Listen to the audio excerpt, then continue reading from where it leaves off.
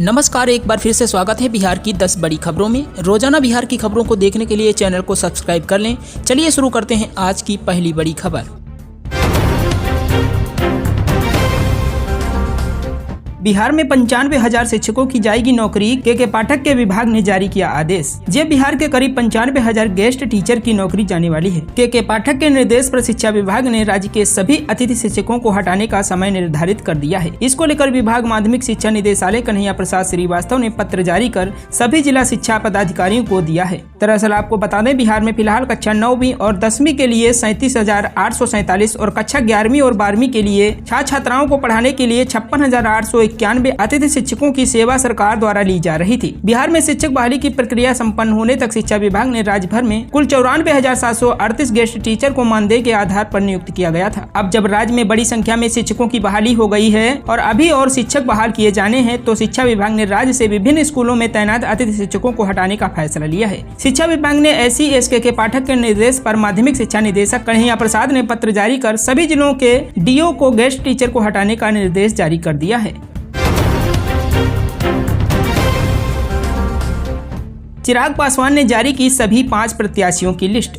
जी हां, लोक जनशक्ति पार्टी ने शनिवार को आगामी लोकसभा चुनाव के लिए उम्मीदवारों की घोषणा की, जो कुछ हफ्तों में होने वाली है। पार्टी प्रमुख चिराग पासवान हाजीपुर से चुनाव लड़ेंगे। इस सूची में जिन अन्य लोगों का नाम शामिल है, उनमें जमुई से अरुण भारती, खगड़िया से राजेश वर्मा, समस्तीपुर से शांभवी चौधरी और वैशाली से वीणा देवी शामिल हैं। बिहार में 19 अप्रैल से शुरू होने वाले लोकसभा चुनाव के लिए सभी 7 चरण में मतदान होगा। 7 चरण का लोकसभा चुनाव दुनिया का सबसे बड़ा चुनावी अभ्यास 19 अप्रैल को शुरू होगा और वोटों की गिनती 4 जून को होगी। क्योंकि प्रधानमंत्री नरेंद्र मोदी कार्यकाल में लगातार तीसरे कार्यकाल के लिए बोली लगा रहे हैं, वहीं राष्ट्रीय लोक जनशक्ति पार्टी के प्रमुख और चिराग के चाचा पशुपति कुमार पारस ने कहा कि वह NDA के साथ ही हैं। उन्होंने एक्स पर लिखा कि हमारी पार्टी RLJP NDA का अभिन्न अंग है। प्रधानमंत्री नरेंद्र मोदी भी हमारे नेता हैं और उनका निर्णय हमारे लिए सर्वोपरि है। उनके नेतृत्व में NDA पूरे देश में 400 से ज्यादा सीटें जीतकर रिकॉर्ड तोड़ बहुमत के साथ तीसरी बार सरकार बनाएगी।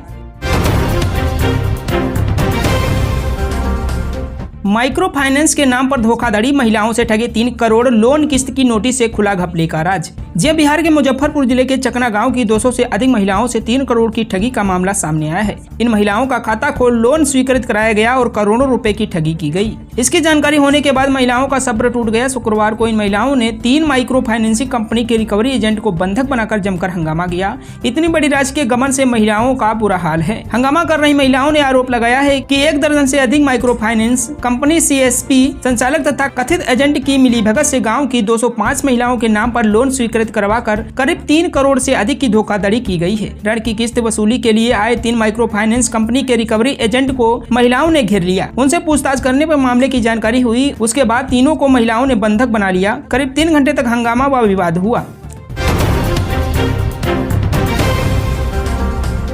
लोकसभा चुनाव के लिए लोजपा रामविलास ने उतारे उम्मीदवार, हाजीपुर से चिराग पासवान ठोकेंगे ताल। जन लोकसभा चुनाव 2024 के लिए राष्ट्रीय जनतांत्रिक गठबंधन की सहयोगी लोक जनशक्ति पार्टी रामविलास ने 5 सीट पर अपने प्रत्याशियों के नाम का ऐलान कर दिया है। हाजीपुर सीट से पार्टी प्रमुख चिराग पासवान चुनाव लड़ेंगे। वहीं मंत्री अशोक चौधरी की बेटी और महावीर न्यास बोर्ड के सचिव आचार्य किशोर कुणाल की बहू संभावी चौधरी को समस्तीपुर लोकसभा से उम्मीदवार बनाया गया है। इस सीट से चिराग पासवान के चचेरे भाई प्रिंस राज सांसद हैं। सबसे ज्यादा चर्चित रहे जमुई लोकसभा सीट से अरुण भारती को उम्मीदवार बनाया है। हालांकि चिराग पासवान ने पहले ही उन्हें सिंबल दे दिया था। अरुण भारती चिराग पासवान के अपने बहनोई हैं। 2 दिन पहले ही अरुण भारती ने जमुई लोकसभा सीट से अपना नामांकन पर्चा दाखिल किया था। लोजपा रामविलास ने खगड़िया लोकसभा सीट से राजेश वर्मा और वैशाली सीट से वीणा देवी को उम्मीदवार बनाया है। वीणा देवी वैशाली की वर्तमान सांसद भी है। इस बात की चर्चा थी कि वीणा देवी का टिकट कर सकता है, लेकिन चिराग पासवान ने सारे अटकलों पर विराम लगा दिया। खगड़िया सीट पिछले चुनाव से लोजपा से चौधरी महबूब अली कैसर ने चुनाव जीता था। कैसर पारस गुट में चले गए, इसलिए चिराग पासवान की पार्टी से राजेश वर्मा को टिकट दिया गया।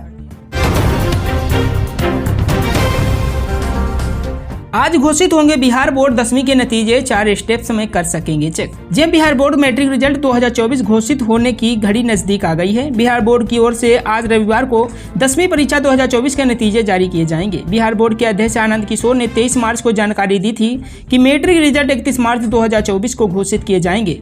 इससे पहले बिहार बोर्ड इंटर के नतीजे 23 मार्च को घोषित किए गए हैं, जिसमें कुल 87.21% छात्र सफल हुए हैं, जो कि अपने आप में रिकॉर्ड है। बिहार बोर्ड इंटर रिजल्ट में पिछले 4 सालों से लगातार बढ़ोतरी देखने को मिली है। आपको बता दें कि बिहार बोर्ड मैट्रिक परीक्षा 2024 का आयोजन 15 फरवरी से 23 फरवरी 2024 तक किया गया था।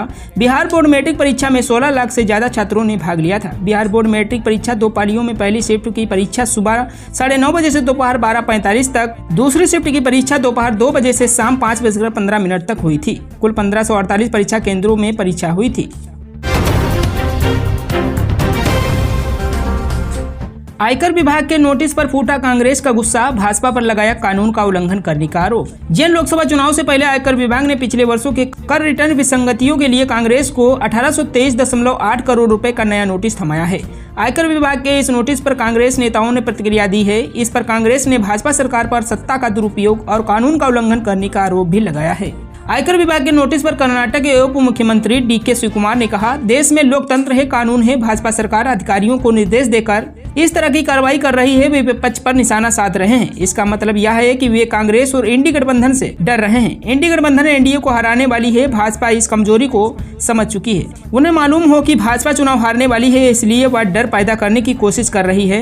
कर्नाटक के मंत्री और कांग्रेस नेता प्रियंक खरगे ने आयकर विभाग के नोटिस पर केंद्र सरकार को घेरा है। उन्होंने इसे सरकार द्वारा जानबूझकर लिया गया फैसला बताया है। प्रियंका ने कहा, भाजपा अपने IT और ED के मुखौटा संगठन को सक्रिय कर रही है। वे लोकतंत्र की प्रक्रिया को पंगु बनाने की कोशिश कर रहे हैं। उन्होंने आगे कहा, आगामी लोकसभा चुनाव में भाजपा 400 से अधिक सीटें नहीं जीतने वाली है। कांग्रेस सांसद प्रमोद सावंत ने कहा, यह सत्ता का दुरुपयोग और कानून का उल्लंघन है। इससे यह पता चलता है कि देश में अब लोकतंत्र नहीं रह गया है। हर तरफ से विपक्षी पार्टियों के नाक में दम कर दिया है। अब तो यह भी समझ नहीं आ रहा है कि वे क्या कर रहे हैं। उन्होंने आगे कहा कि आयकर विभाग के जरिए भाजपा सरकार कांग्रेस को पंगु बनाने की कोशिश कर रही है। बता दें कि कांग्रेस के अलावा भारतीय कम्युनिस्ट पार्टी को भी आयकर विभाग ने एक नोटिस मिला है, जिसमें पिछले कुछ वर्षों के दौरान आयकर रिटर्न दाखिल करने समय पुराने पैन कार्ड का उपयोग करने के लिए पार्टी को 11 करोड़ रुपए का बकाया भुगतान करने को कहा गया है। इसके साथ ही मार्क्सवादी कम्युनिस्ट पार्टी को भी 15.59 करोड़ रुपए बकाये का नोटिस जारी किया गया है।